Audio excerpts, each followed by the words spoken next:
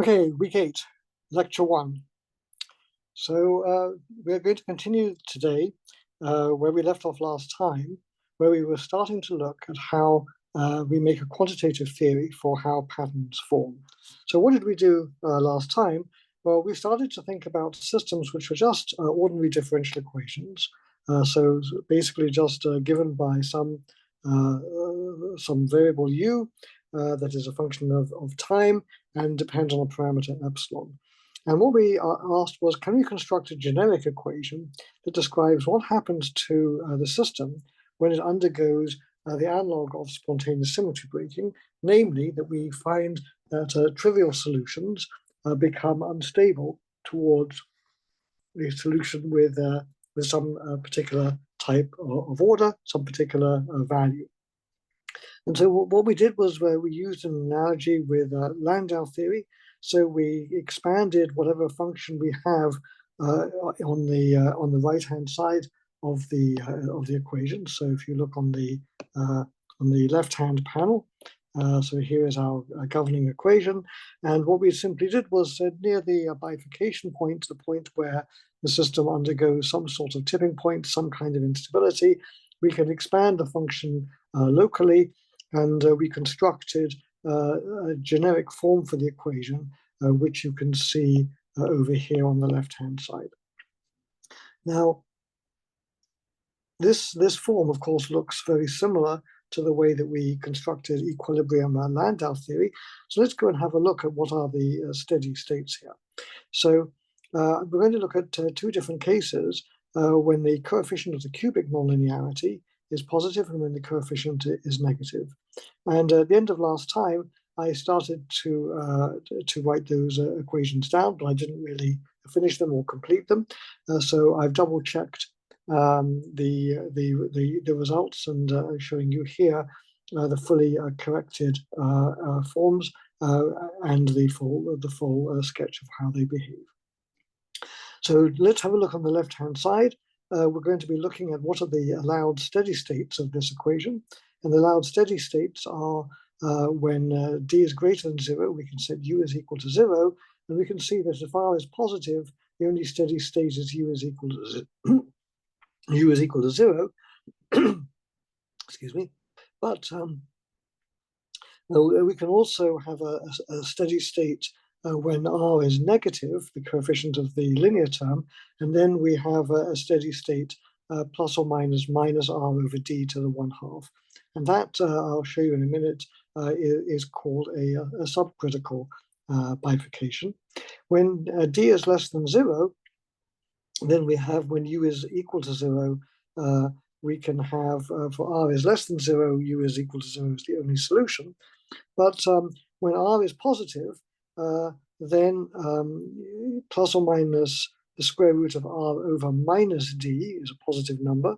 And so you can take the square root of it.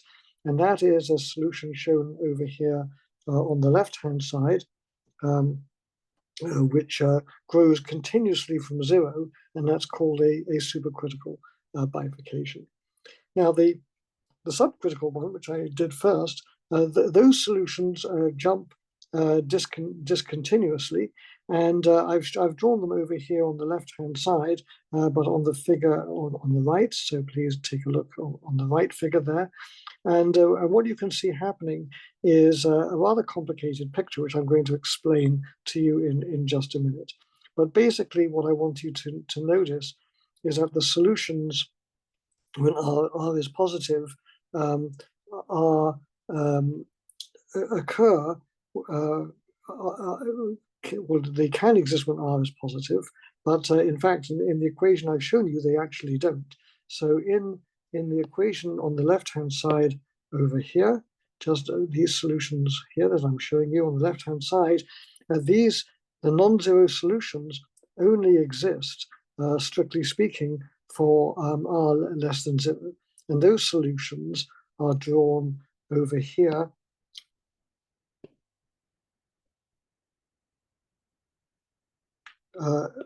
as I've shown you here. So they actually go backwards, and they are also unstable solutions. So this is a bit of a strange case. And to understand what is happening here, let's go to the right-hand side. We don't really have solutions for r greater than 0 other than r is equal to 0. So actually we need to add higher order terms to the governing equation for it to make sense. So here I've shown you an extra term that has been added. We've assumed that the solution still has the same symmetry, so the equation of motion is in odd powers of u, and this u to the fifth term that I've just shown you stabilizes the solutions when r is positive. So now this subcritical bifurcation looks as shown over here. And the point I want you to notice is that the blue curves over here, those can be shown to be unstable solutions, and the yellow ones are stable. And so this is a very strange situation.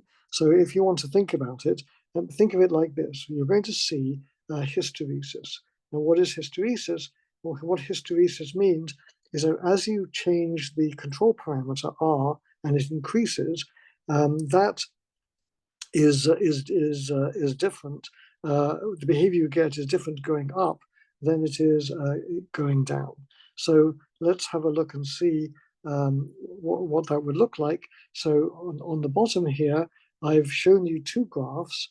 One in red where what happens when you go down in R, and one when you go up in the brown. And what happens, and I'm not going to show you this in detail, it's relatively easy to see, but I want to go on to other things, is that as you go from negative R upwards, the solution will jump discontinuously to stay on the yellow branch, and either the top one or the bottom one. But as you go down from a large value of R, then the system actually will actually be able to stay on that yellow branch longer.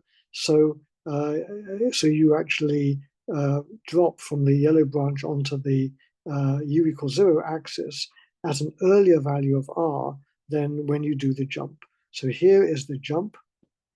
This is the jump up. And here is the jump down. And they occur at different points of r, and that is the hysteresis that you see in the problem. So this is analogous to metastability in first order phase transitions. Okay, so now with that said, I want to now go on and ask how do we go beyond this to look at spatial patterns? Because when we're looking at spatial patterns, we are going to be looking at a system which varies in space and in time. So we need to generalize this very simple notion of bifurcation theory that I've just introduced you to partial differential equations. And then the question is, can we then use some of the tools that we've used in equilibrium to look at a coarse-grained long wavelength description of the system? And the answer is that we can. So we're going to get into that right now. So let's get started. So this is all described in section 7.6 of my ESM notes, and so this is the part near equations 7.87. We're going to be looking at the spatial extension of bifurcation theory.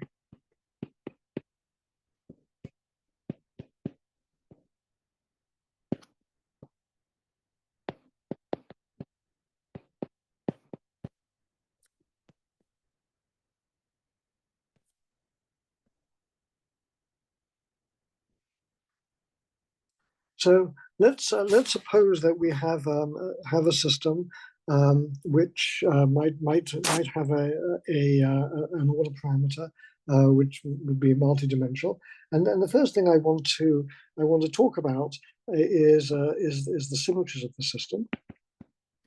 So I want to understand the symmetries, and in some sense the analogs of Goldstone modes.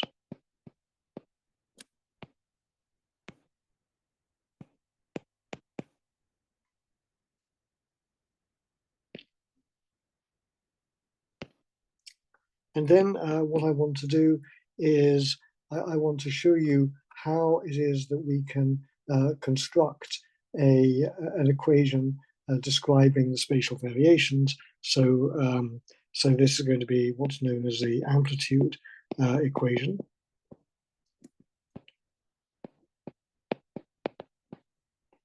And we're going to discuss this in a very renormalization group style way. So let's first of all consider the case a variable which I'll write as u of x and t.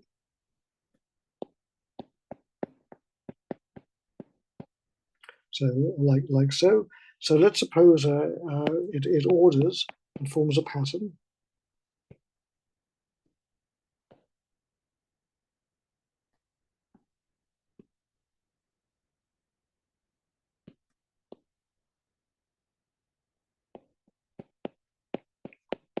So we're assuming it's doing that along the x-axis. And so basically what we expect then is to be able to say that what we think that u of x and t is going to be doing is it's going to have some amplitude, it's going to have a pattern which will be some wave in the x direction, and then we'll add to that its the complex conjugate, and this will be true for every component of u. So we can write it like that. So the amplitude a, we should think of this as being a complex number.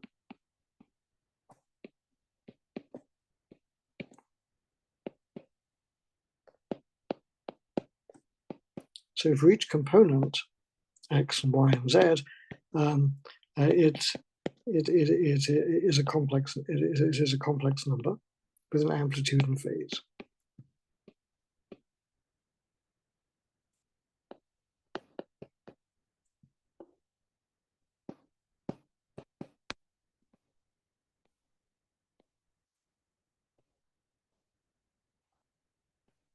So I'm going to write it like this. Let's think of this as being a scalar. So I'm going to write it like so. So I'm going to write it as some amplitude like that, and then e to the I qx, and then there's going to be a phase, and then the complex conjugate.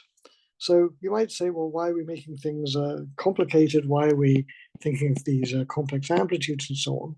Well, I want to ask what is the physical significance of this phase?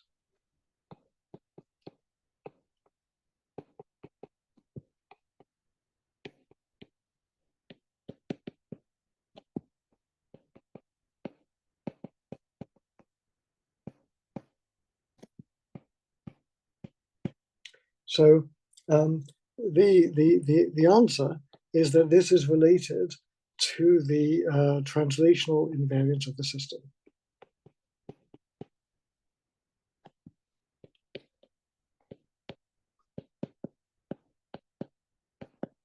So let's suppose I were to think of the system as a bunch of stripes. So let me draw the axes of the system like this. So this is the x direction, and let's suppose that I'm going to draw the maxima as being like so.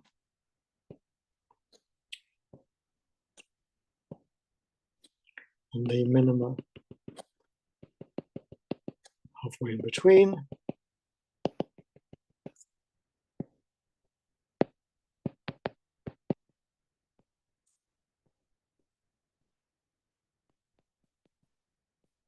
So what we're describing here is essentially, if I were to plot, so this is the view that you would have looking down the system.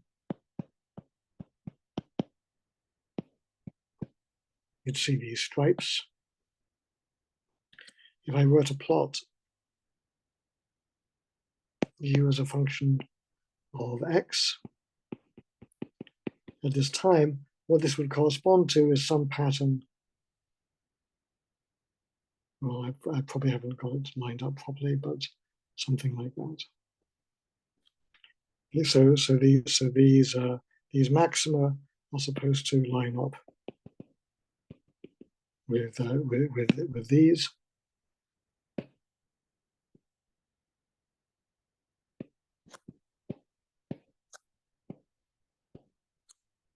And similarly, the minima are supposed to do the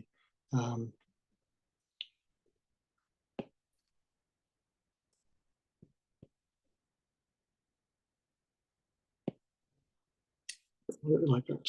Okay, so that's what the pattern, that's what this description looks like. So now let's ask what happens if we make a phase shift of the system. So what does a phase shift correspond to?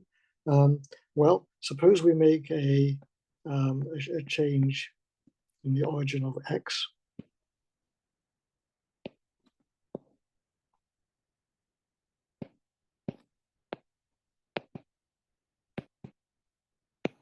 Or if you like, we move the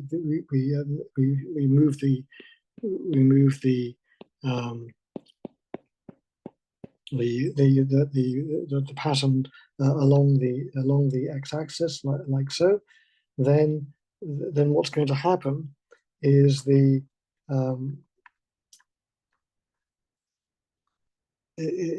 going to get in the phase we're going to have e to the I q x now plus q I q x1 in our equation for u, and so what that means is that this is the phase phi is just q times x1. So what this means then is that a translational shift of the pattern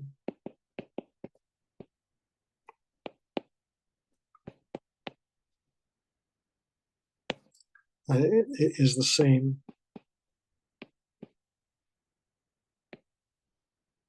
as a rotation of the phase.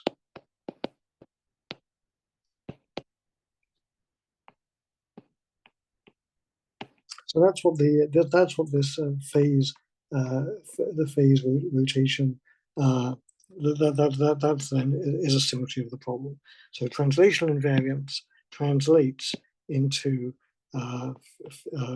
phase invariance.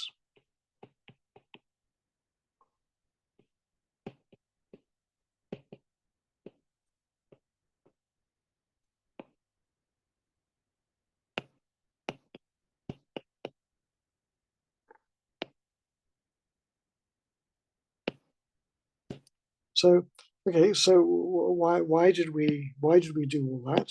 Who cares? Well, what we want to do is our goal is to write down an equation of motion for the amplitude of the pattern.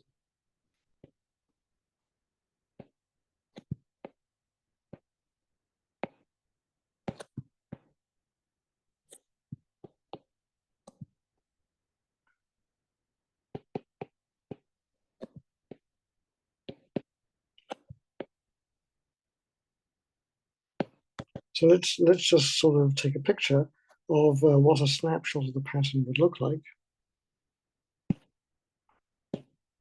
So what we're assuming then is that we have a pattern which has some underlying periodicity.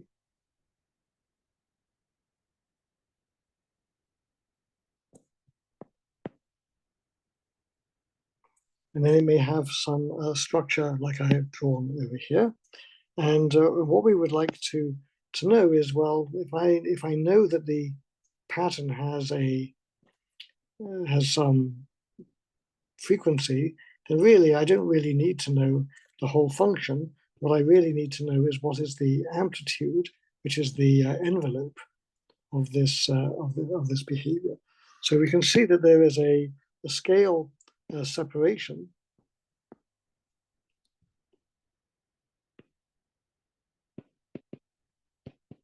So there's a fast scale,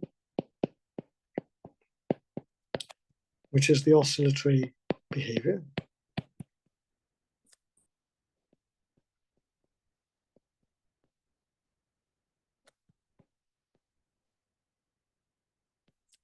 And then there is a slow scale,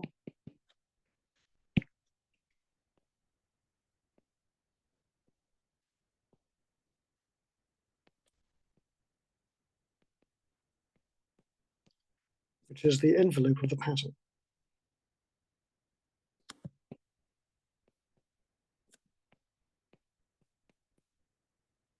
So let me write it like this. So this here is the envelope, and then this fast scale here. So try to draw it like this. It's the fast scale, and that wavelength is basically given by 2 pi over q, and we're going to be assuming that q is close to the onset wave vector where the pattern first starts to form. So that is the scale separation, and and so we're assuming that if I were to draw the stability, q.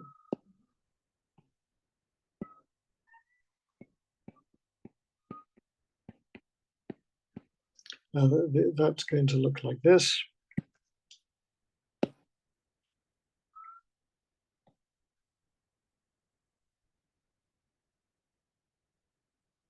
So we're somewhere here, and then there is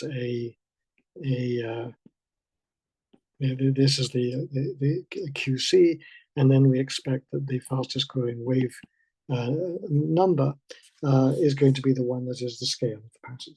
So the question we want to understand is what is the equation of motion for the amplitude?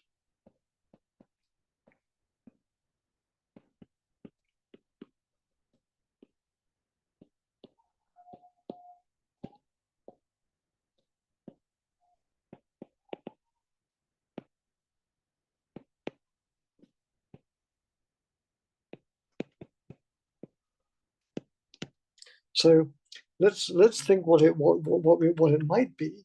So you might say, well, if we go back and look at the bifurcation theory that we talked about last time, so you might say, well, by comparing with bifurcation theory,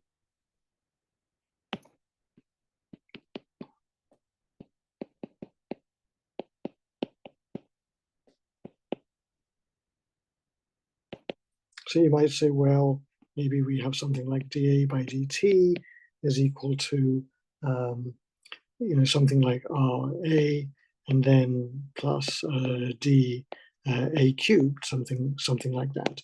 That would be, it wouldn't be a ridiculous guess. It's certainly in the right spirit, but it's not quite correct. And the reason it's not quite correct is that it doesn't preserve the translational symmetry. So this is not correct.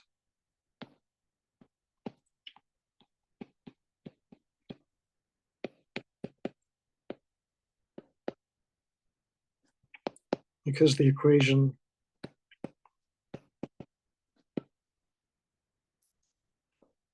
does not respect the phase invariance.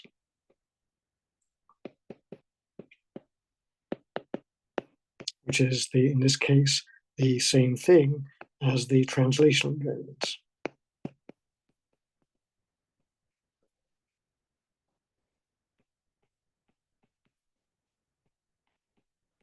So how can we fix it?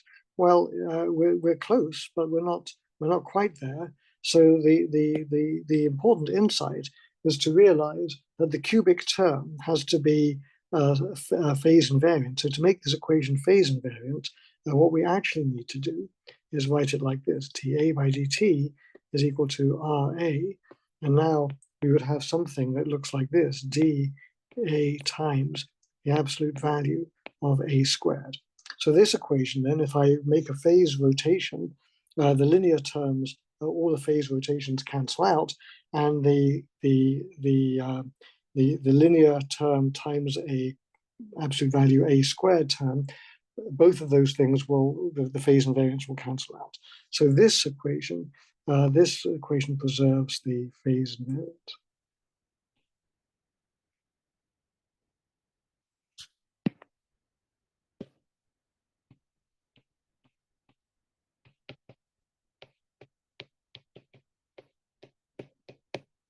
Okay, so you say, well, that sounds good.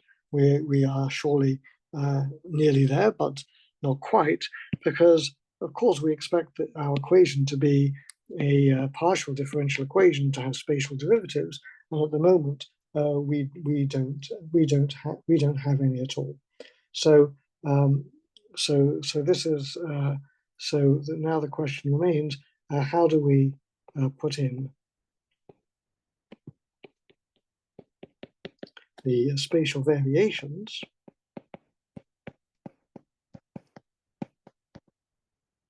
And remember how we did this in Landau theory, in equilibrium Landau theory. There was a cost to create a spatial variation of the order parameter, and so we put in the lowest order terms that preserved all the symmetries of the problem. So we're going to do something like that here, but the way we do it is technically rather different. So the key insight, well, I don't know about a key insight. How do I want to put it? The key insight of a trick that I'm going to show you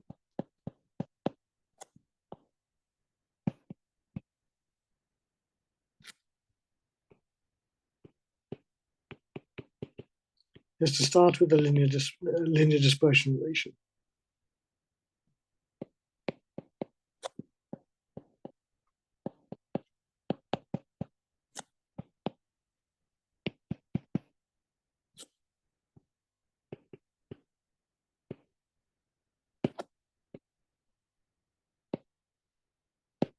So I've drawn it over here on the left-hand side.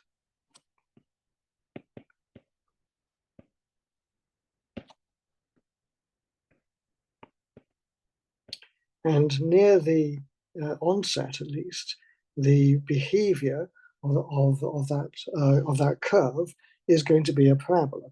So we can say that the dispersion relation near threshold is approximately some sort of parabola. And so we can then approximate it like this. It has the form omega of q is equal to some inverse time. So I'll write it like times the -1, and then some number, and then something that goes like q minus qc squared. And q has dimensions of 1 over length. So there needs to be a length in here. It needs to be a quadratic. So it has to come in like this. And so the dispersion relation looks like that near QC plus higher order terms of order Q minus QC cubed. So these tau to -1 and xi are time and length scales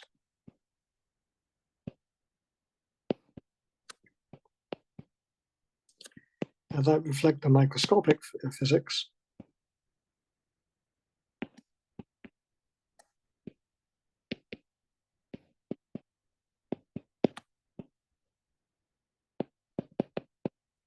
And we aren't going to be able to guess what they are. They'll depend on the particular problem. So they reflect the microscopic physics, and thus are non-universal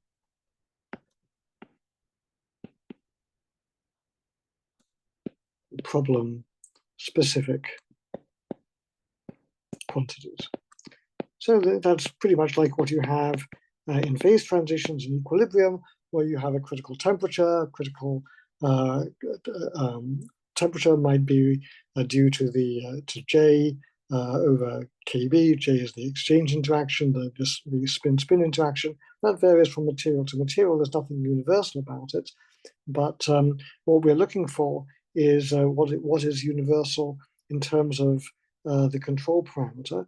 So we have here, this is for epsilon just above the critical, epsilon c on the left-hand panel. So when we write down this R in this dispersion relation, what we're assuming is that R is something like epsilon minus epsilon c.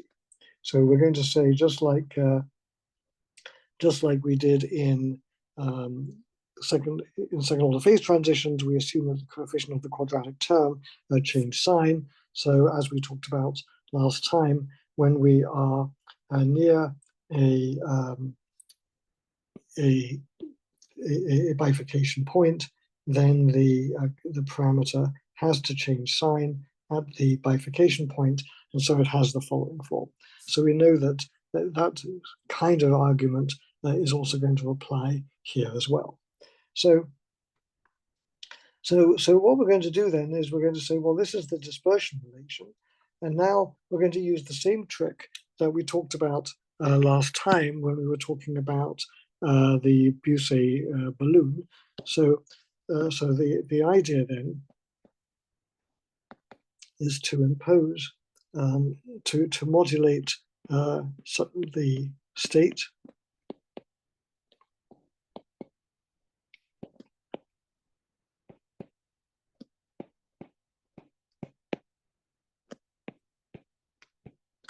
by a perturbation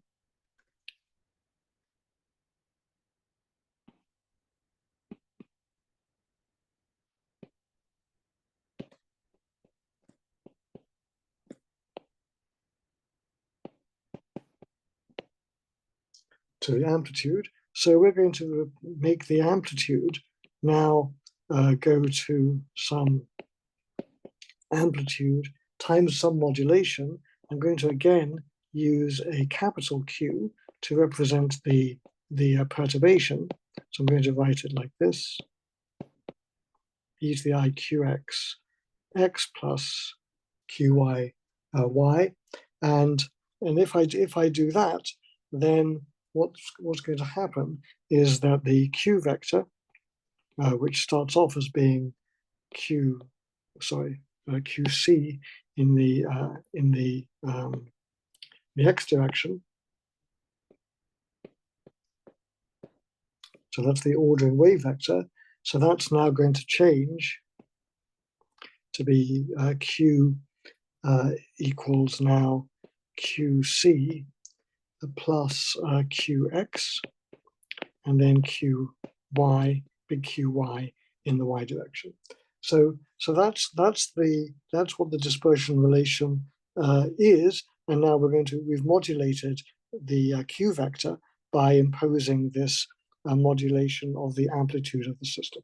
And this modulation of the amplitude of the system corresponds to a change, a local change in the phase of the system.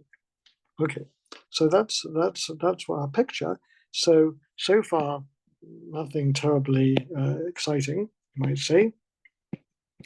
But what we're going to do then is what is our strategy? Well, we're going to say, if that's what the dispersion relation looks like, then there's two things to do. So one is to plug this into the dispersion relation itself.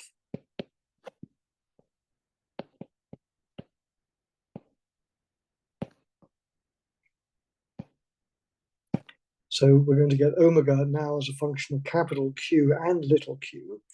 And then what we're going to do is we're going to use the same trick that we did in quantum mechanics in order to derive the Schrödinger equation.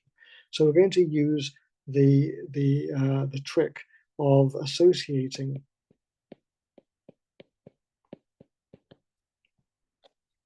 a wave number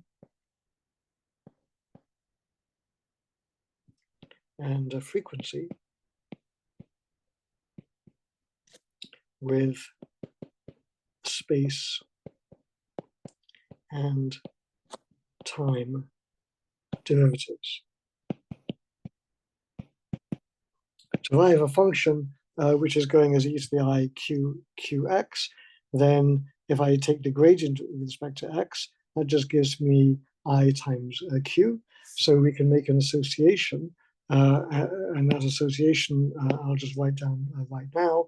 So the association is omega is related to d by dt, because if I take the derivative of u, and u is going as e to the omega t, then multiplication by omega is the same as a time derivative.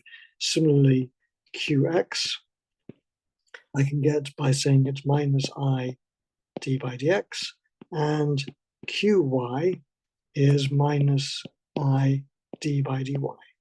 So if you remember, when you derive the Schrödinger equation in quantum mechanics, what you do is you write down the conservation of energy, and then you use the fact that E is h bar omega, and omega is d by dt.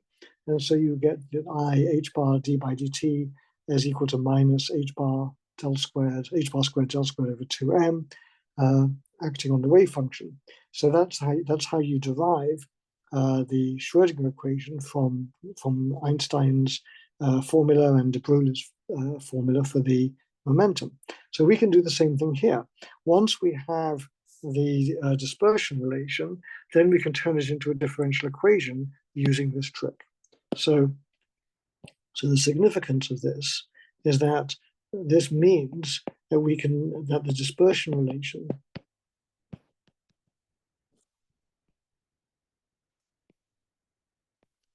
can be interpreted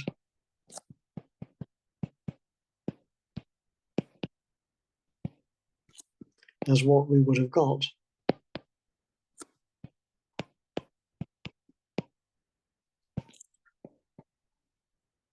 from solving a differential equation by Fourier transform.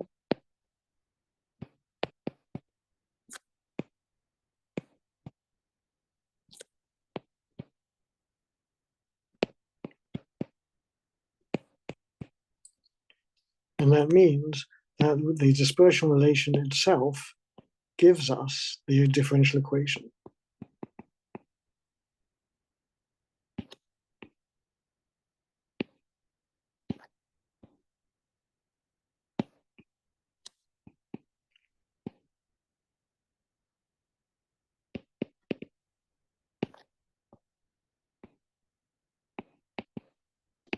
So let's see how that works out. So let's try it. So the first thing we need to do is step one, is to write out the dispersion relation.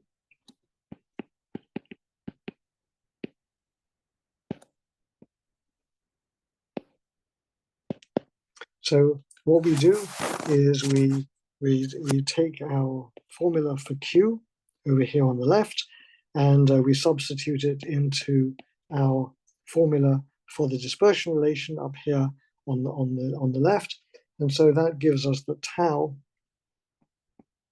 omega of Q is equal to R minus xi squared times the square root of Qx plus Qx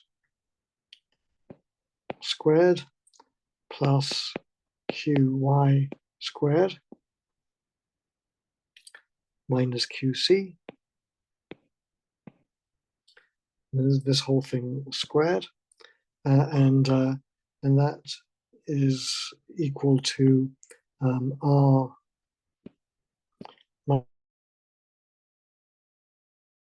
minus 2 Qy squared over 2 Qc plus Qx squared, like so. So then I write that u of x and t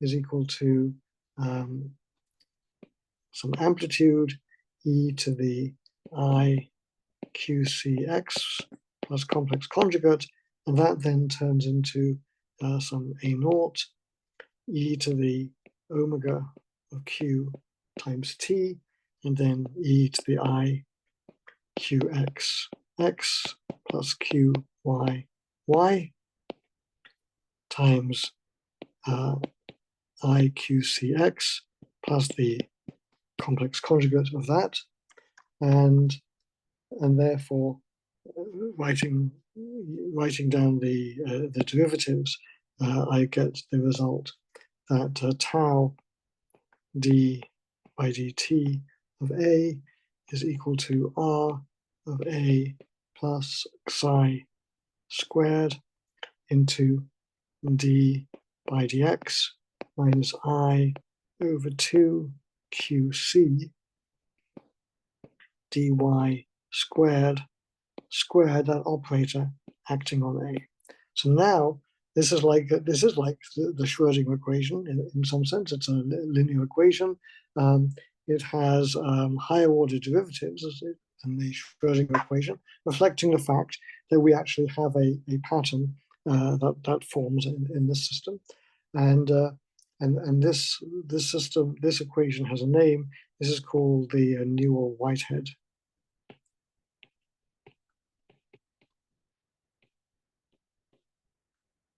equation, Siegel equation. We're not quite done. So, but that's it's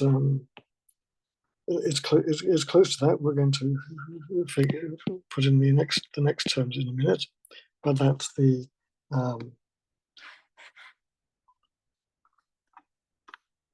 well, there actually is. Excuse me. That's one term. We have to add another term to this. So we also know that without the spatial derivatives,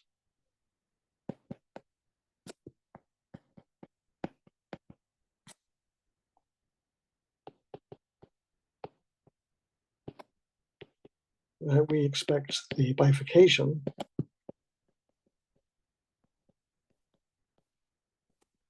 to be associated with a nonlinearity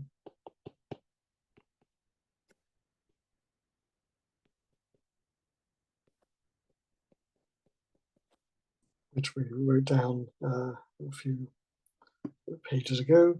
So d by dt of A is equal to RA plus d A squared times A. So that's what we would expect. So now that we've got this equation, the one that I really shouldn't call it the Newell-Whitehead Siegel equation, because I'm actually going to erase that, because the full equation which I'm about to derive is the correct equation. So let me just take this out and write that down again in a few minutes. All right. So what we're going to do is we're going to take this equation, which is linear. So obviously it does not describe the pattern formation. This equation is nonlinear,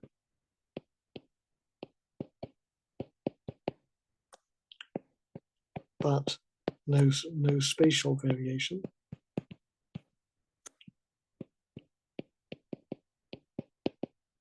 This equation here is linear, but it does have the spatial variation.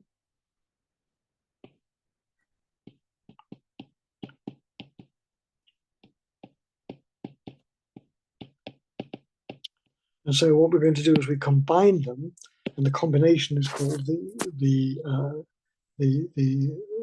Newell-Whitehead Siegel equation.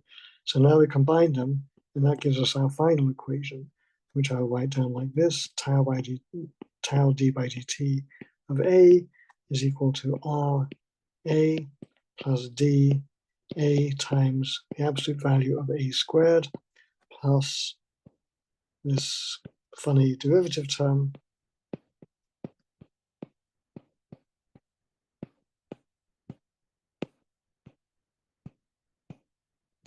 now we have a fully nonlinear equation with spatial variations.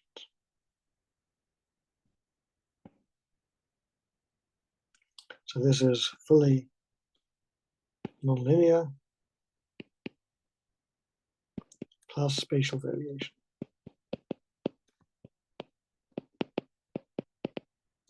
And this equation is the correct Neal-Whitehead-Siegel equation.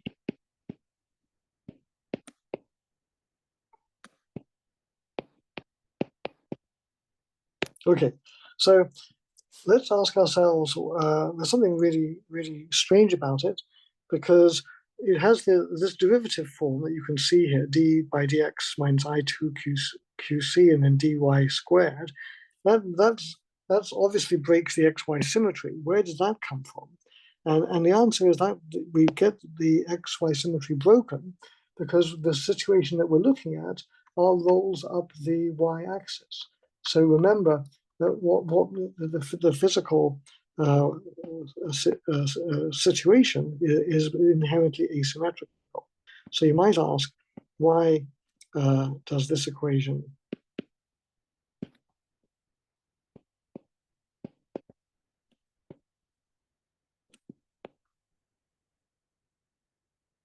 the different derivatives in the x and y directions? And the answer is the equation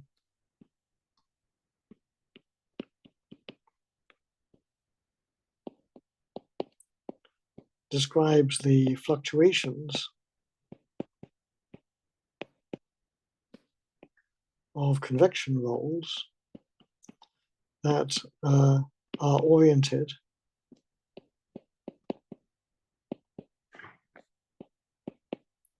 along the y-axis.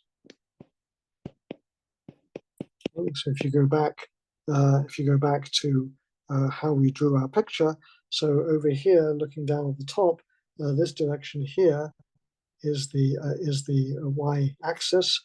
The rolls are in the x direction, and so there is an obvious symmetry breaking between those two directions, and that's why this equation reflects that. So we built that in to the way that we constructed this equation. So it's not a bug; it's a feature, and that's why this equation has this strange term. Okay, so let me just make a historical comment. So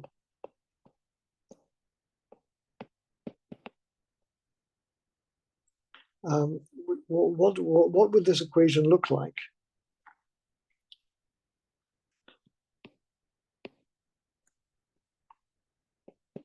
Can we derive a version of this equation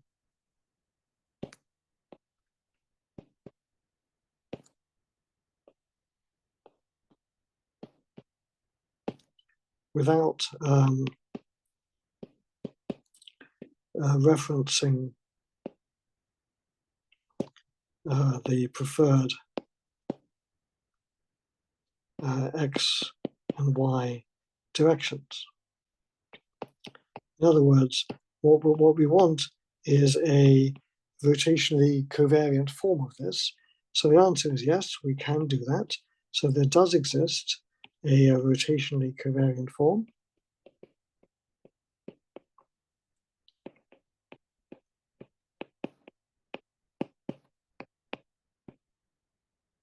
And this was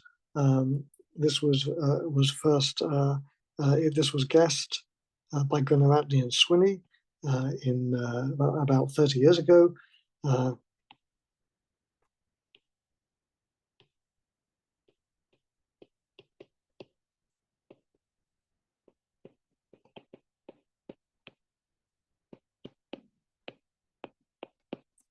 And it was derived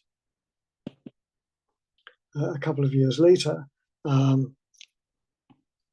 by Graham in 1996. and it's as I think I mentioned last lecture, it's a little bit of a historical irony. So the way that you can derive this, the derivation is much easier to do using RG, using the normalization group. Um, and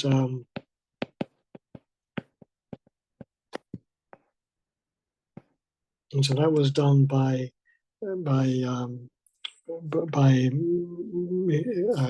me and Chen and Ono in 1996. And what we did was we only renormalized the three leading space-time divergences.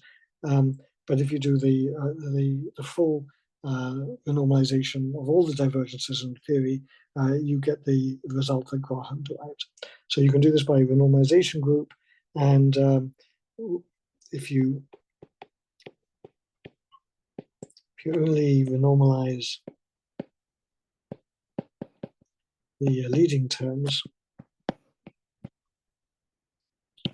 in other words, the most singular divergences, sorry,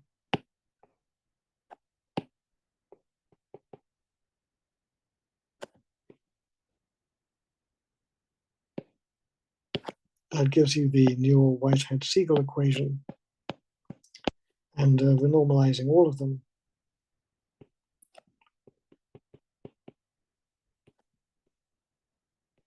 gives the equation derived by Graham.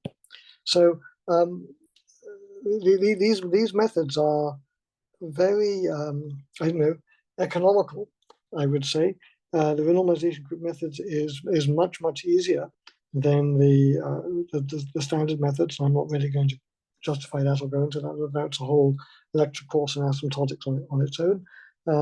But this is the way that this is one of the ways that people in pattern formation, at least certainly in some fields, not I would have to say not really convection, but in other areas, particularly in material science, they use these renormalization group methods to derive these sorts of equations. Okay, so what I want to do next is I want to show you that this equation, that there's a universality here. So the next thing I want to explain is a universality.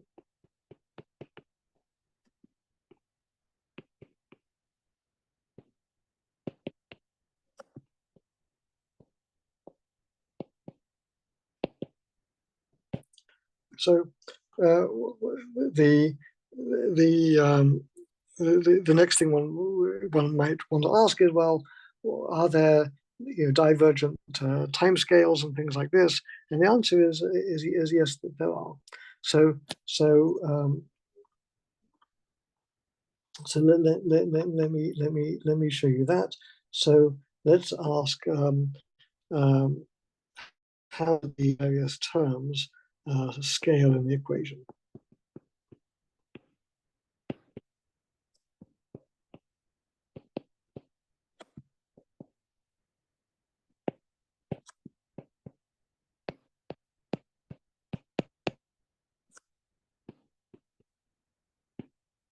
Scale with, well, what actually? What do we care about? Well, we know that in equilibrium statistical mechanics, we care about how things scale with respect to t minus tc, and we've seen that you get time and length scales that vary with certain exponents, and so on near the and well below it. So we're going to look now at what happens near the phase transition, near the bifurcation point. So we're going to ask, how do the various terms in the equation scale with epsilon minus epsilon c? So that's the thing that we want to understand. And we're going to see that space and time, or in different directions, all scale in very different ways.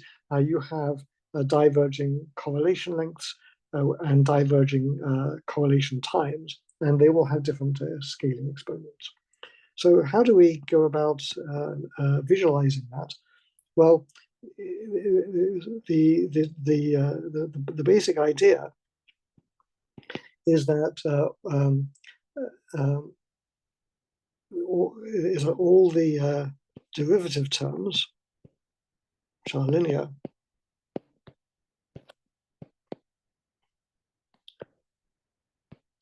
they must balance,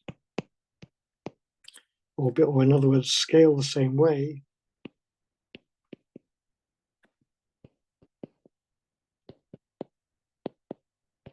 to the linear term,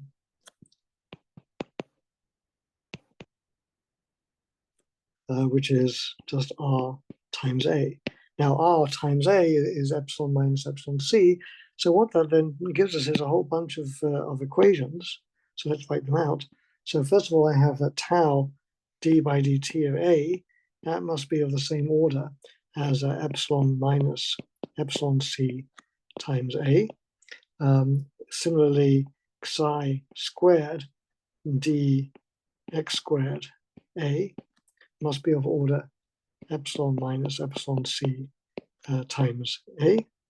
And on the other hand, psi to the psi squared over qc squared times d y to the fourth a should be of order epsilon minus epsilon c times a.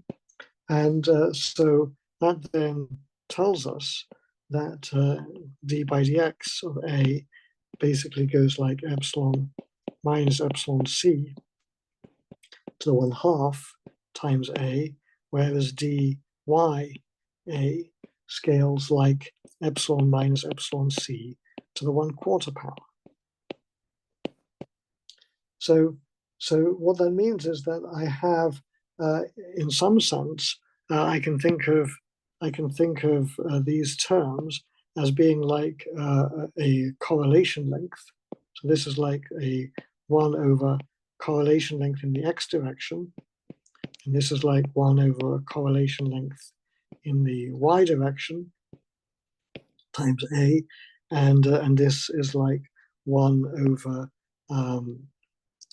a correlation time times a, and so we have different time scales. So let's go ahead and ask now, what happens if we rescale the equation by these different scales here? So we have a time scale in the time direction, in the x direction, and in the y direction. So and the amplitude itself is set, the magnitude of a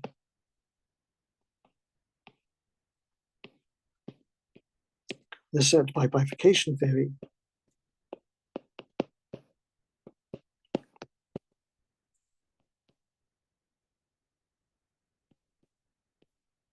to be r over d to the 1/2, as we saw last lecture. So what we're going to do next is we're going to rescale the equation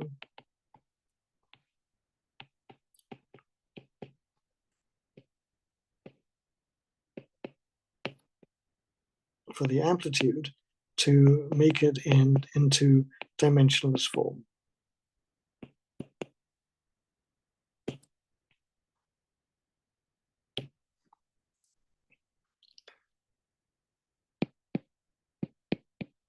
So here's the transformation of variables. I'll save you the bother of having to work it out.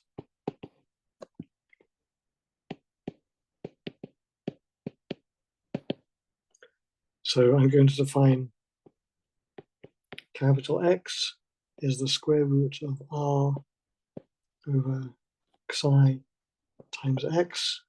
I'm going to define capital Y to be r to the 1/4 over xi over qc to the 1/2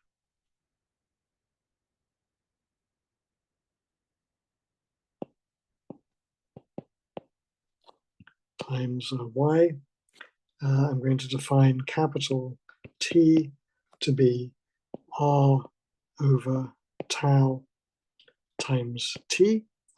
And one last thing, oh yes, the order parameter itself, so let me call that capital psi. So that's going to be r over d to the minus a half times a. So that's rescaling all of the physical quantities by the things that they scale with. And then if I do that, then what I end up with is the equation d by dt of psi is equal to psi minus psi squared plus d by dx minus I over 2 dy squared times psi. And this is a very beautiful equation because it describes all of the phenomena in the vicinity of the spatial pattern formation. So this describes this equation with no parameters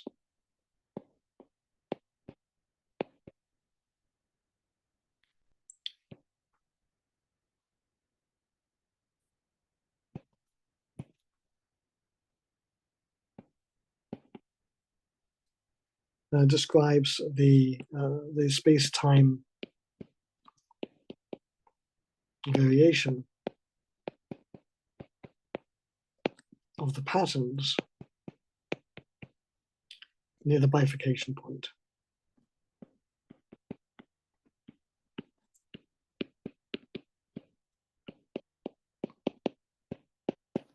So in this sense, these are very similar in spirit.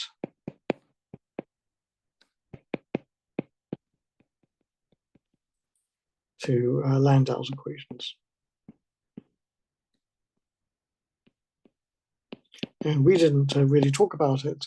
Actually, did we talk about it? I've forgotten. I think we talked a little bit about it in the class.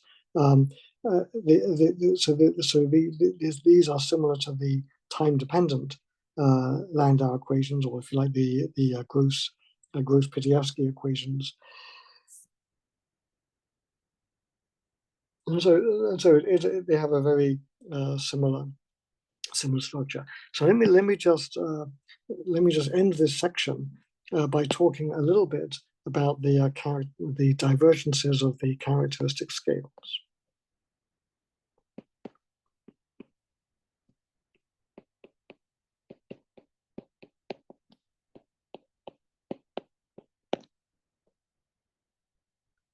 So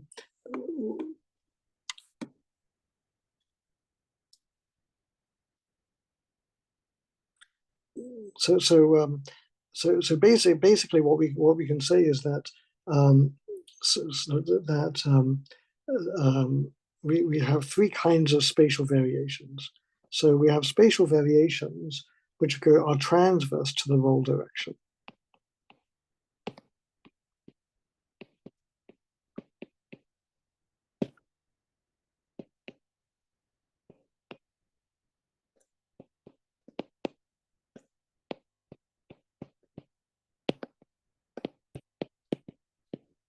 So those are going to relax with a characteristic scale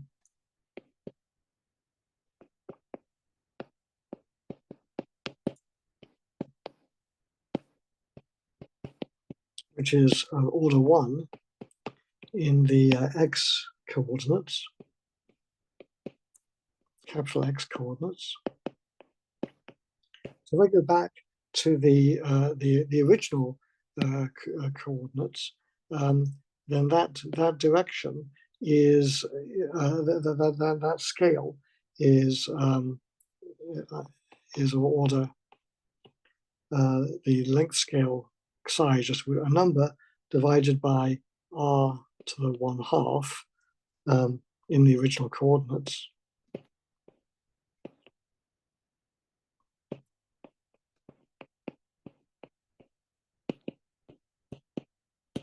So we can think of this as being a psi, a transverse a psi,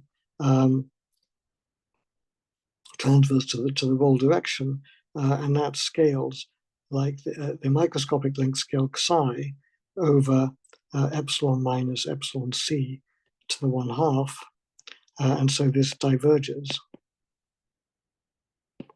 as epsilon tends to epsilon c.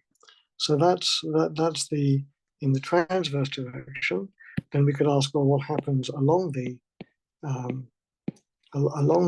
rolls? So so spatial variations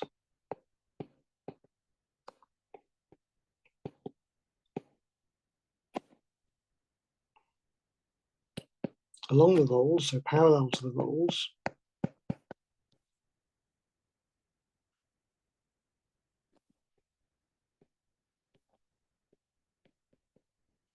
they're going to scale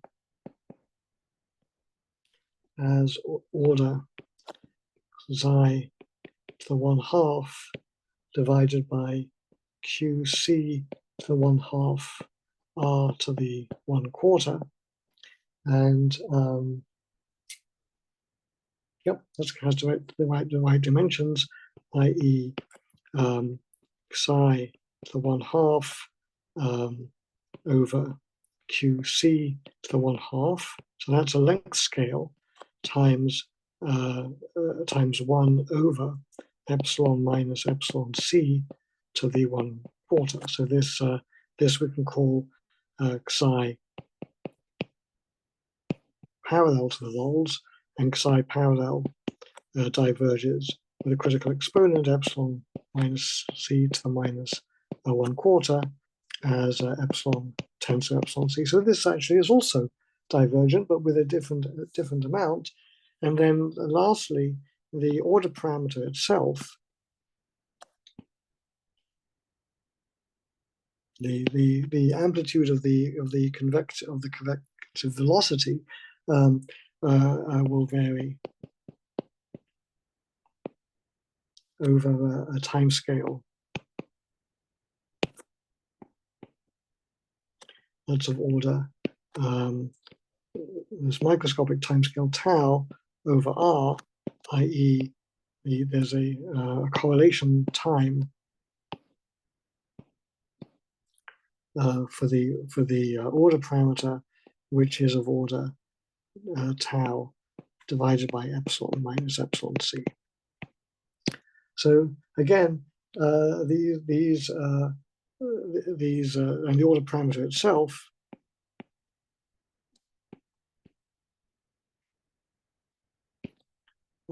the amplitude is of order epsilon minus epsilon c to the 1/2, and so this is all very analogous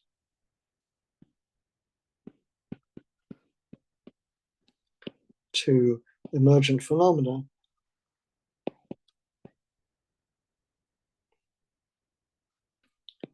in equilibrium statistical mechanics.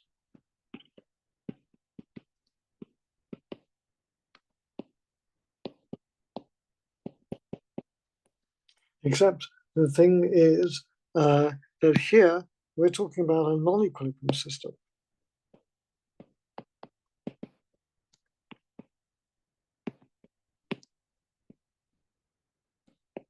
This is very far from being equilibrium.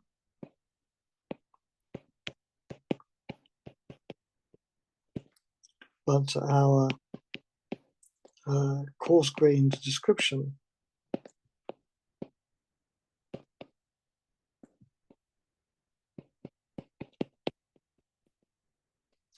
is very analogous.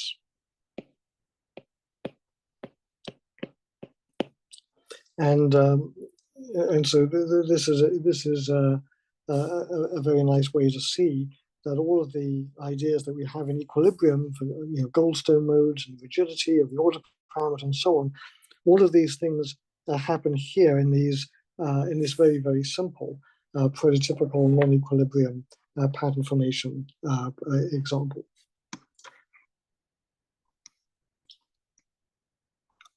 So what I'd like to do is I'd like to just talk about one last. Do I want to do this? Yeah, why not? We still have a little bit of time. I want to finish this by just showing you that you can describe the dynamics and actually see the analogs of rigidity and so on in these systems by looking at the phase modes. So let me just spend a few more minutes just describing, just giving you some hint of what happens when we describe patterns far from the threshold. Okay, so let's do that. So this is in my notes. This is section 7.7.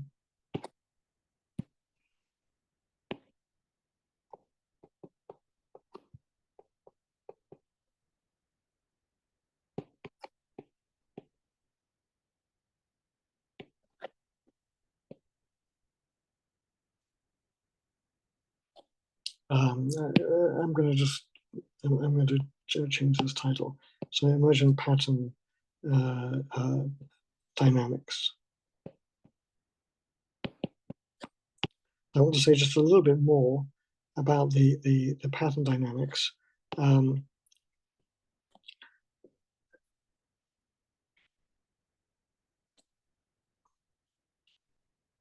Well, away from threshold.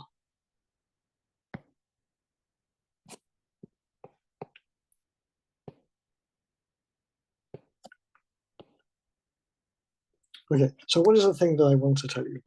So if you remember, in equilibrium, we made a distinction between phenomena near the transition and phenomena well below the transition. So our goal here is to look at behavior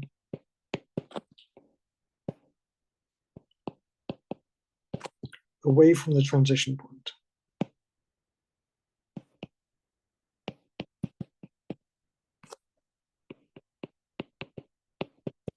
And in equilibrium,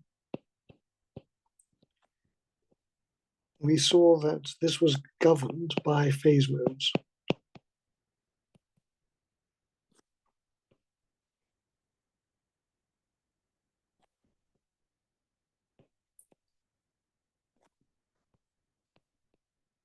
Especially Goldstone modes.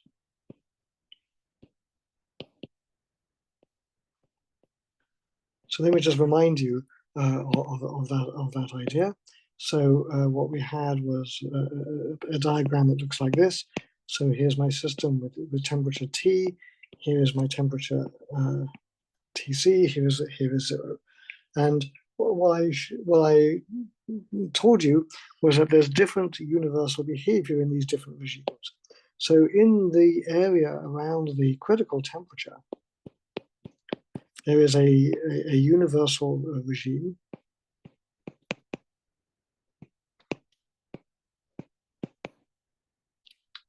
described by renormalization group,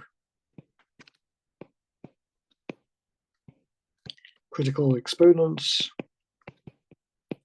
and all of that. And that was discussed in the class Emergence and phase transitions.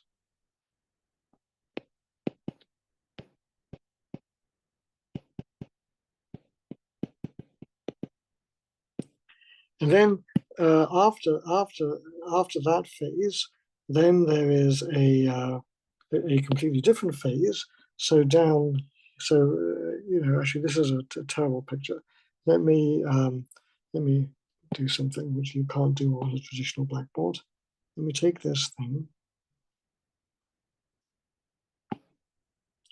I'm going to cut it. There it goes. It's gone. And I'm going to move it down here. And it comes back magically. Thank goodness for that. Let's put it over there. Here it is. And then let's carry on with the drawing of it. So this horizontal axis is already there. and then here is the order parameter. I'll call it psi or whatever you want, and we know that what that does. Let's call it like this. That's at 0 above here, gradually grows as you go through TC, and then eventually gets to 1 at 0 temperature. So what our picture was then, that there's another universal regime. So in this regime over here, at low temperatures, this is another universal regime.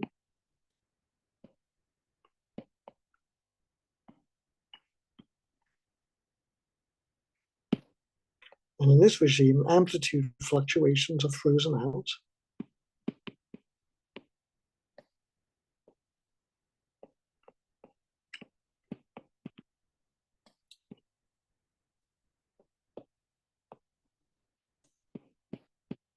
And remember, we're talking about systems in equilibrium with statistical mechanics.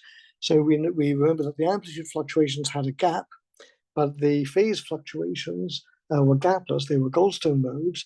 So in the universal regime at low temperatures, the amplitude fluctuations are frozen out. There's not enough thermal fluctuations because they are gapped. And that means that all the behavior is dominated by phase fluctuations.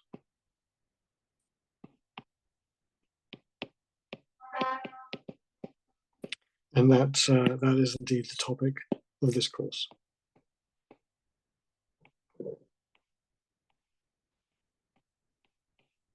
So 2 courses for 2 different regimes of universality. So that was all in equilibrium. So now the question is there a similar distinction? So we've already just now, I just showed you, we saw the non-equilibrium analog of this.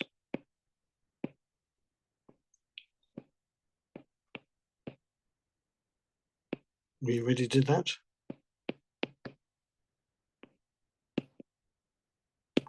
So now the question is, what is the non-equilibrium analog of this?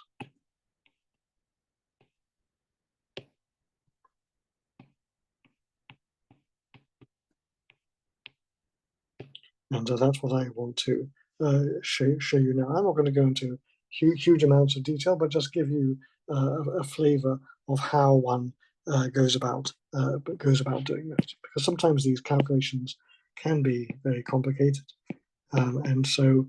But you can get the general idea. So. So basically, the idea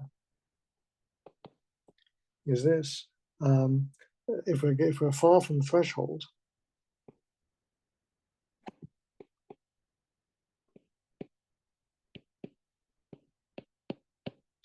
then the amplitude of the pattern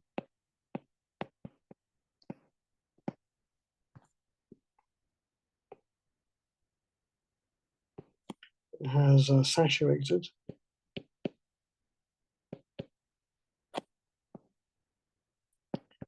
due to the nonlinearities.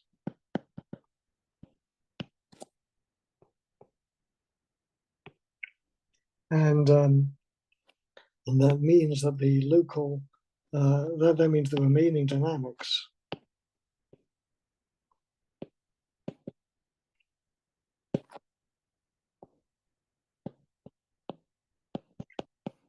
is determined by long wavelength variations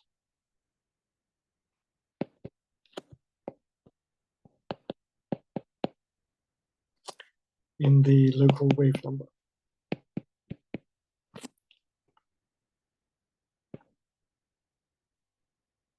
So if I'm looking at my pattern, it has some periodic structure. That periodic structure varies from point to point in space, but locally I can define a local wave number, and then I can ask, how does that local wave number change in space. So so I can write my pattern as something like this. So it's some a of x and t, e to the I. Well, in general, this will now be some k. It won't be just the critical wave number, and then there'll be some phase that comes in here, some phase phi of x and t, like so, plus the complex conjugate. And so what we expect is that this part here will be mostly frozen, saturated,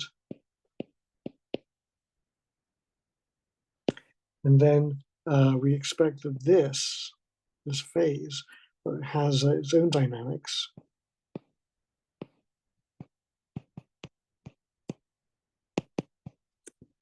And that's going to be slow on the scale of k. So, so if we can find an equation of motion for phi, what we're essentially doing is we're looking at then the elasticity of patterns. So if we can construct such an equation, the dynamics of phi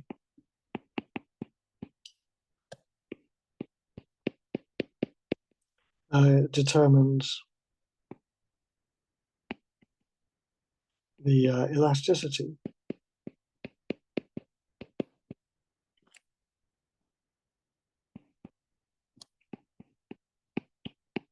of the pattern. So just in the same way that any of these symmetry breakings then gives rise to generalized rigidity, so these patterns also have a generalized rigidity, and so we can work out a generalized elasticity theory for non-equilibrium systems.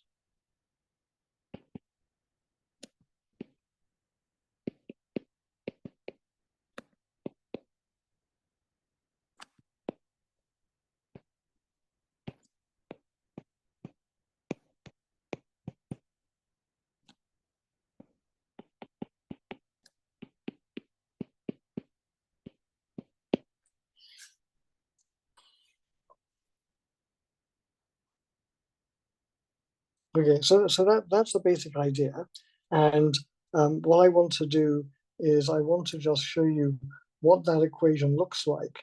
I know we want to do this away from threshold, but just to give you a general flavor, I want to show you how it's relatively easy to work it out. I don't know, do I really want to work this out? Why don't I just tell you the answer?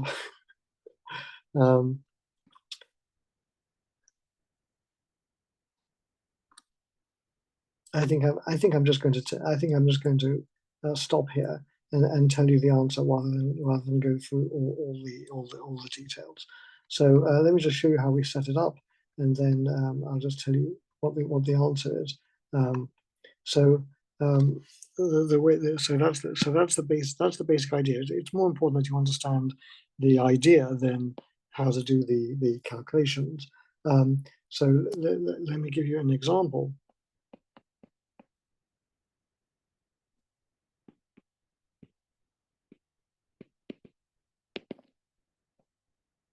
So an example calculation is to work out the phase dynamics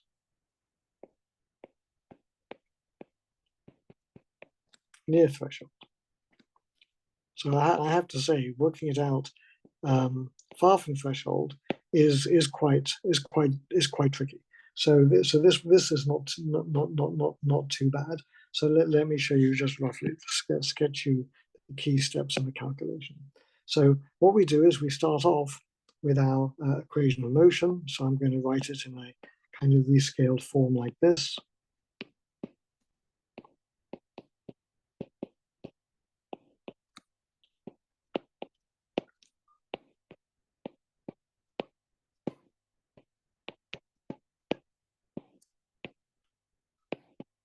So that's my governing equations, and I've scaled everything in the standard way, so everything, there's no parameters left except for R.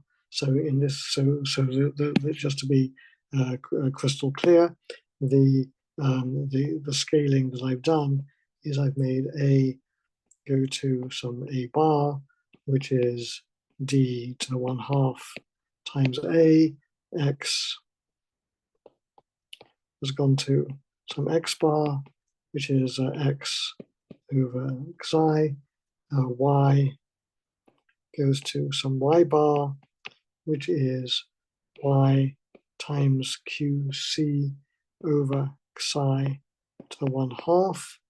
And T has gone to some T bar, which is T over tau. So this is a slightly different scaling than the one we had before. So like I did before, I've made this change of variables, and then I've dropped the tildes. And so then I just have the equation I've shown you. And then, so what is the basic idea? How do you do the calculation?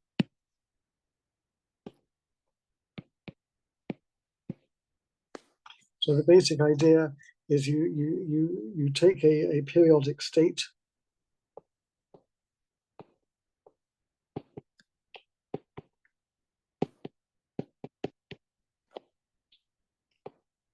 with A of X is equal to some A K times E to the I Kx. So we have a wave number variation K, but that's superimposed on the pattern. So this is superimposed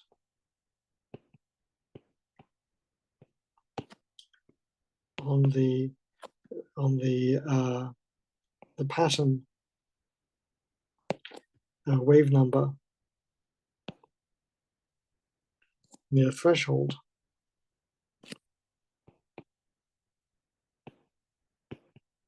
And that is Q is then QC plus K. So it's kind of like the same trick that we've had before. So U of X and T is just the amplitude times E to the I QCX plus some complex conjugate plus some higher order terms of order epsilon minus epsilon C.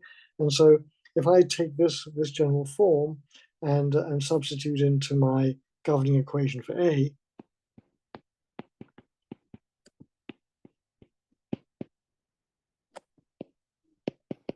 then that gives me that the amplitude AK goes like epsilon minus K squared to the 1/2. Okay, so then you can say, well, what happens if I now make amplitude and phase perturbations? So next, what is the effect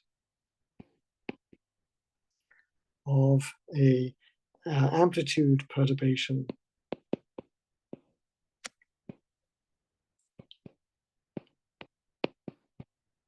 delta A and a phase perturbation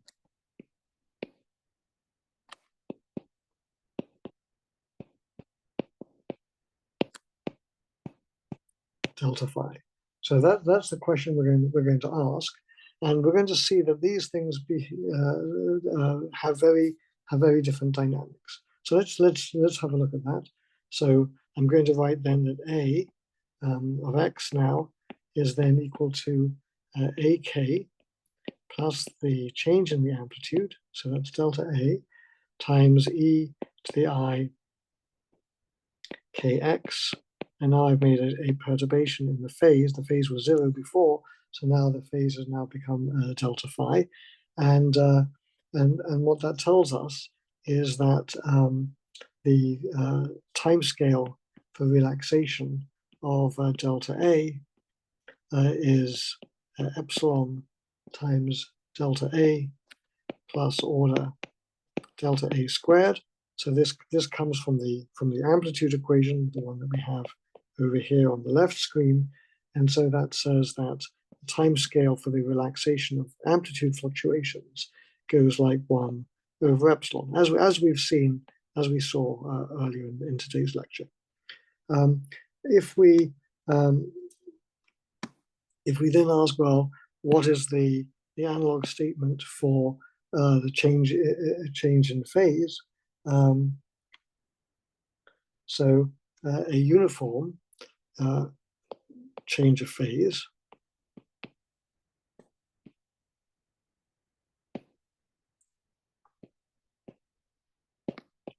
a uniform change of phase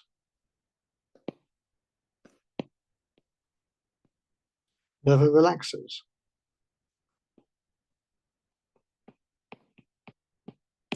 Why? Well, we know that all that corresponds to is a change in coordinates. It corresponds to a translational shift.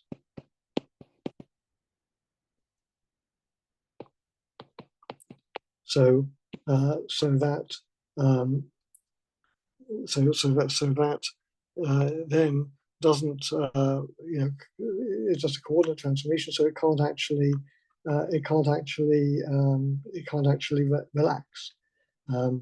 So that means that the variation in phase is a Goldstone mode.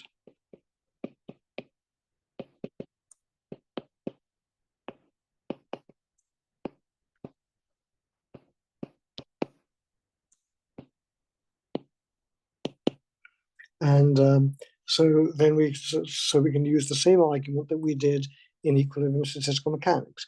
In equilibrium statistical mechanics, like in, say, the XY model or the ON model, phase variations that were spatially homogeneous cost no energy whatsoever, and that's why they are gapless. And then long wavelength variations then behave as Goldstone modes. And so now we want to ask, how do the long wavelength variations in the phase relax? So this is true for uniform changes of phase. So now the question is, how do long wavelength variations?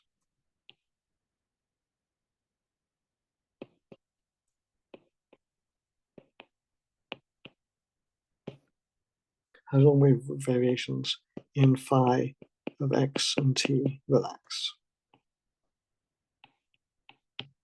So let me just quickly show you the answer to that.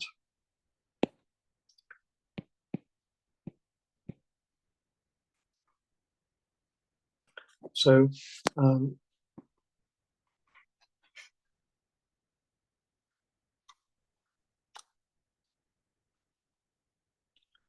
so what I'm going to do is we're going to write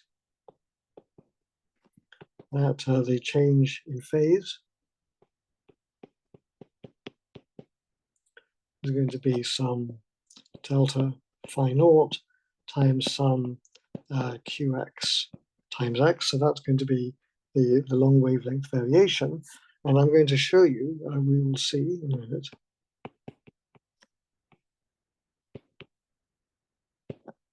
the time scale of relaxation of phase variations, it goes like q x to the -2 power. Okay, so let me let's just assume that this is correct, and then let's look at the consequences of that. So what does this mean? So we will derive it in a minute.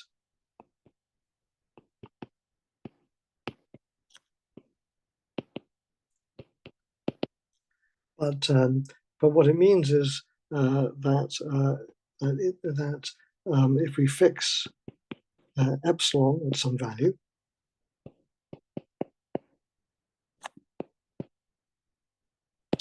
then we can always arrange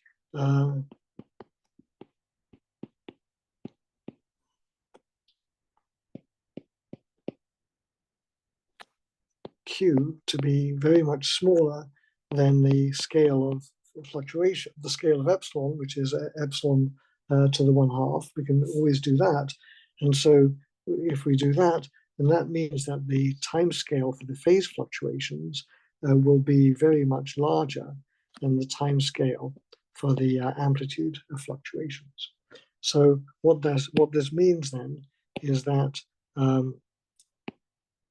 this means that the amplitude fluctuations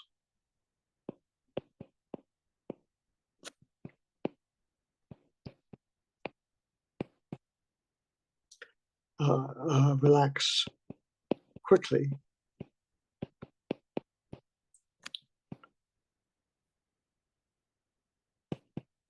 compared to the phase fluctuations.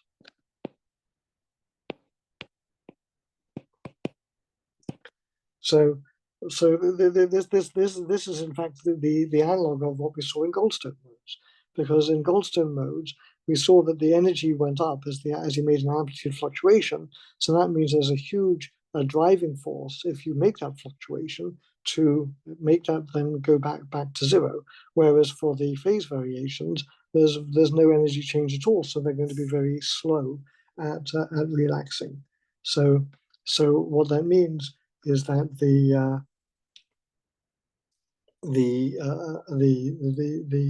amplitude is slaved adiabatically to the phase, so you have a scale separation.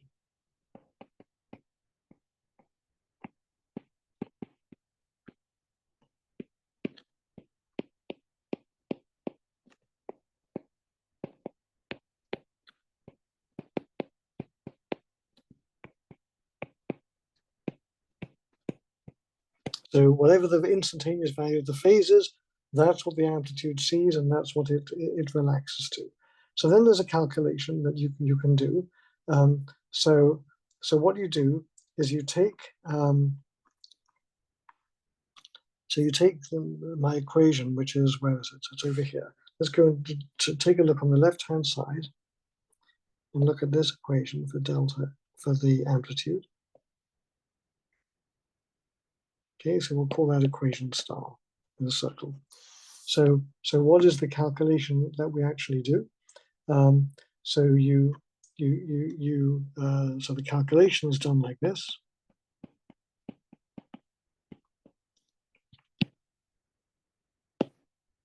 So you take equation a star with a circle, you plug it into the amplitude equation,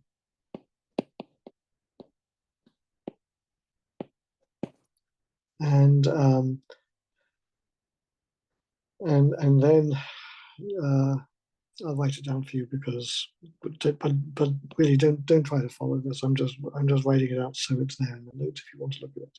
So I'm placing this in here like this.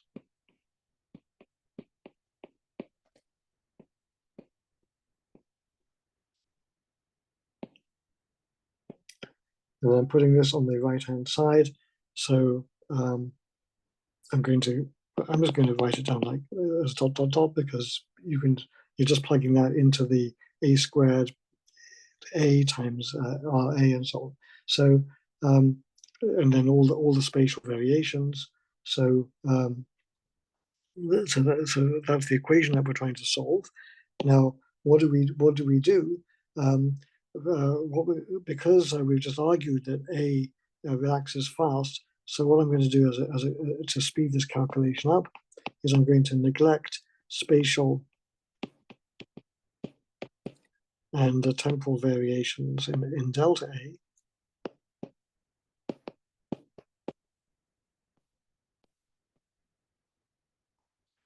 And then I'm going to linearize in delta A and delta phi, and that gives you some huge mess, which I'm not going to attempt to write out, but if you wanted to, you could do the calculation yourselves and see what you get. And then what you end up with is these equations are complex equations because we're looking at complex phases and so on. So the equation has real and imaginary parts. So you equate those, and then what you end up with are these two equations. So here I'll write them down for you. AK delta A is equal to minus K d by dx, or delta phi. And now you have a genuine equation of motion for delta phi. So d by dt of delta phi is equal to dx squared, del squared of a delta phi plus k over qc dy squared delta phi plus 2k d by dx delta a over ak. Okay, so that's what you get, and so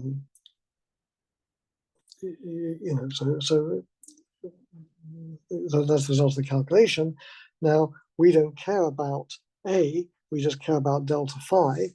So I take the first equation and substitute it in. So I take this equation over here and substitute it into this equation, and so then what you end up with is this. This gives you eliminate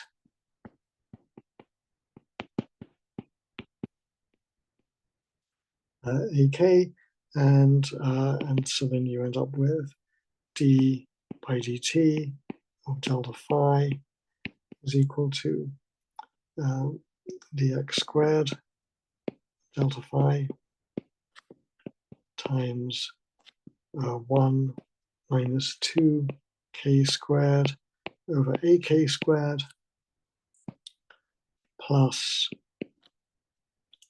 k over qc times dy squared delta phi, like that. And so, and then remember we worked out what ak is. So ak over here on the left-hand panel, I'm circling that, we actually calculated what that quantity is. And so what that means is that then I get this equation is of the form d by dt of delta phi is equal to some diffusion coefficient in the parallel direction. It depends on k times dx squared delta phi plus d perpendicular in the k direction, d in the perpendicular direction times dy squared delta phi. And these diffusion coefficients in the x and y directions have the following form. So that's in the parallel direction. So this is d parallel is equal to epsilon minus 3k squared over epsilon minus k squared. And this one in the perpendicular direction is d perpendicular is just k over qc. So if I write this in physical units, just to be complete, so this says then that d by dt phi, the phase variations, go like the parallel direction in the x squared. I think I've got this notation wrong.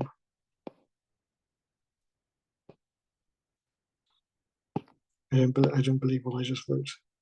I'm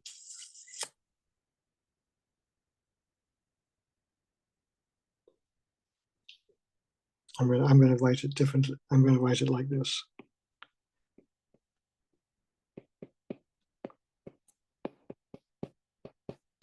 It's not written like this in my notes, so if you follow those notes, you'll be confused. And this one, this d perpendicular in the x direction is psi squared over tau epsilon minus 3 psi squared k squared over epsilon minus psi squared k squared, and this one in the y direction is psi squared over tau times k over qc. So let me just sum up, and then we'll finish. So the summary. What I've shown you then is that phase variations have a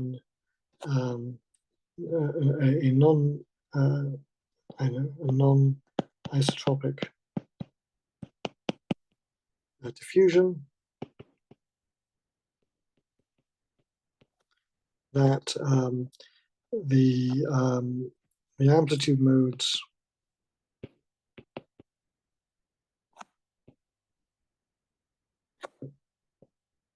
do not determine the long time dynamics of patterns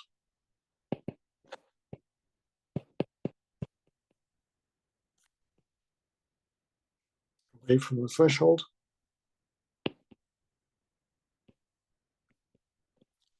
And all of the whole mathematical description of pattern formation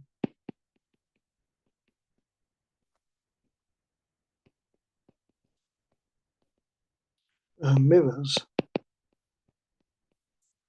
what we constructed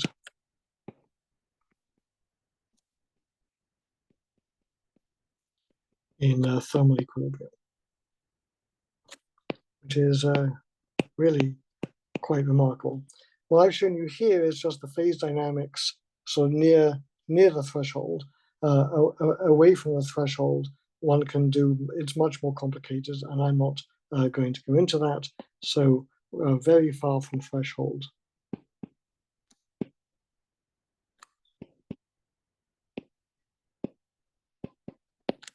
The phase dynamics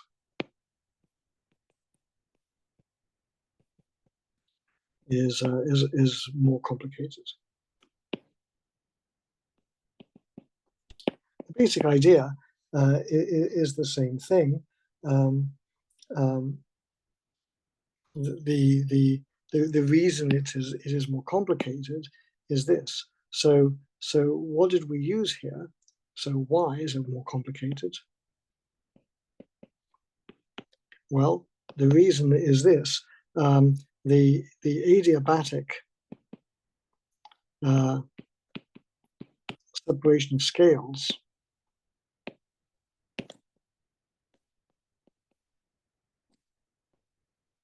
between amplitude and phase modes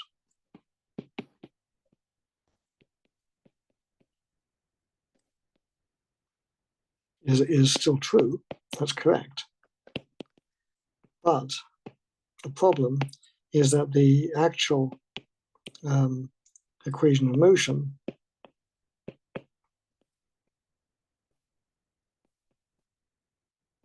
is not really the amplitude equation with its cubic terms.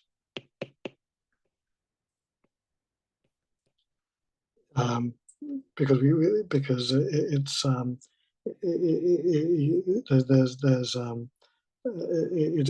there's higher order nonlinearities.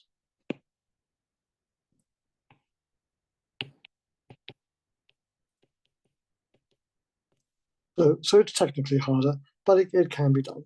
Okay, this lecture has gone on a lot longer than it would have done if I had done it live.